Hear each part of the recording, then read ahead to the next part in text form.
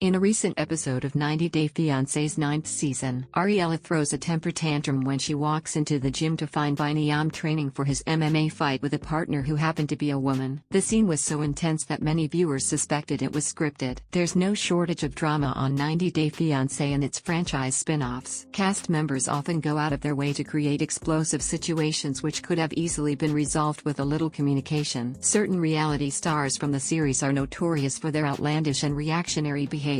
These ridiculous temper tantrums will go down in 90 Day history as the worst of the worst. In a now iconic scene, Larissa argues with Colt's cousin during a family barbecue after the cousin accuses her of using Colt. She verbally disinvites the cousin from her wedding, storms inside, and screams, "Who is against the queen will die." The memeable moment has become a prime example of Larissa's unwarranted temper, even surpassing her many explosive fights with Colt's mother Debbie. On the show, Larissa was known for yelling first and asking questions later.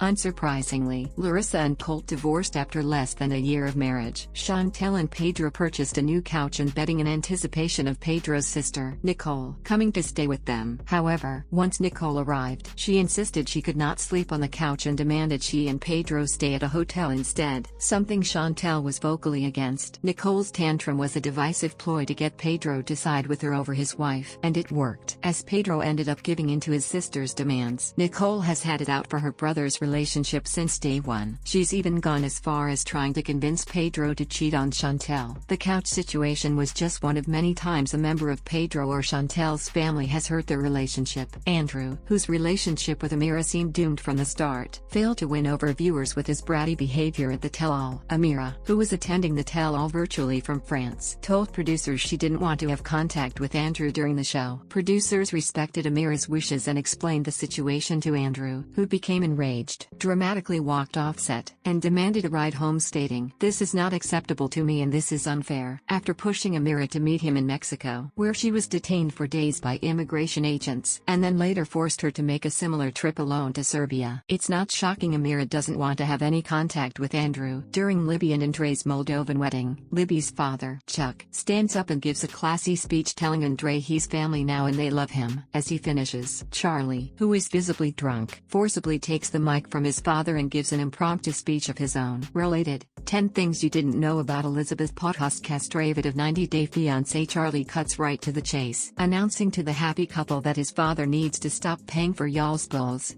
as Chuck paid for the wedding and had helped them out in the past. Charlie continues that he doesn't want Andre to come to America and live off the Podhost family. The awkward scene ended uneventfully, but Andre and Libby were clearly, and rightfully, upset. Usman Soja Boy may want the public to view his music videos, as he is known for making some of 90 Day's most unforgettable songs. However, one video he adamantly didn't want publicized was a video chat with his ex, Zara, in which he admitted to still having feelings for her. Usman threw an epic tantrum when current girlfriend, Kim, saw the private conversation during the tell-all. He insisted he was now committed to Kim. Unconvinced, Kim ran off stage crying, but Usman, who was present via conference call, seemed more concerned with whether or not the cast and the host could hear him than with comforting Kim. Angela has always been one of the most chaotic 90 Day cast members, so her unhinged behavior around Michael never comes as a shock to viewers. In one particular scene, the couple had planned to spend the day on a boat in celebration of Michael's birthday. Michael tells Angela this is his first time at that particular boat dock. Angela believes she's caught Michael in a lie, as she's seen a picture of him there in the past. She yells at him and throws his clothes out of their room, telling him to leave. Later Michael comes back with a cake to make amends. Angela tells him a cake won't fix things. She then opens the plastic container and smashes the cake in Michael's face. Natalie and Mike had different values and lifestyles from the start, and were constantly getting into arguments for the most insane reasons. For instance, during an episode in which Mike is shooting off fireworks near a pond on his property, Natalie starts screaming at him that the loud noises will surely kill all of the fish in the pond. Related, 10 Things You Didn't Know About Natalie Mordovtseva of 90 Day Fiancé. Mike tries to explain that's not how fish work, but Natalie is insistent that he is endangering them. Interestingly, Natalie, who is a proud pescatarian, will still happily eat fish. She just doesn't want Mike disturbing their peace. Big Ed has certainly had some ludicrous criticisms of Rose, who, it's worth noting, became an international fashion model after her time on the show. However, things came to a head when he visited the Philippines and stayed in her family's home. What ensued was yet another sad example of living with 90-day in-laws going wrong. Big Ed freaked out over the state of Rose's home. Her house had no roof or doors. As the family was living in abject poverty, Big Ed came across as privileged and ignorant when he had a complete meltdown the morning after sleeping on Rose's mattress on the floor in a room with no air conditioning. He whined and quickly booked a hotel room. Leda quickly became a franchise villain as a result of her treatment of Eric and his children. In one particularly telling scene, Leda throws a fit because she no longer wants Eric paying child support for his youngest daughter. Leda, who is from Indonesia and unfamiliar with child support, doesn't like the idea of Eric spending so much money on his kids. To Eric's credit, he explains child support is normal in the US, and he actually seems to have a healthy relationship with his ex-wife and children. Leda is inconsolable, storms off, and refuses to hear anything Eric has to say. She then threatens to leave him and suggests he relinquish his parental rights so he doesn't have to pay. Anfisa has an undeniable flair for the dramatic. She often acts incredibly entitled and will do just about anything to get her way. However, when Anfisa doesn't get what she wants, her temper tantrums are even more wild than her entitled behavior. In one memorable scene, Anfisa asks Jorge to buy her a $10,000 handbag and becomes incensed when he refuses. In retaliation, she signs into his phone remotely and proceeds to erase it completely, including all of his contacts. During another iconic scene, she keys the word idiot in giant letters along the side of his car. The couple has since divorced. Next, Anfisa's 10 most iconic tantrums on 90 Day Fiancé.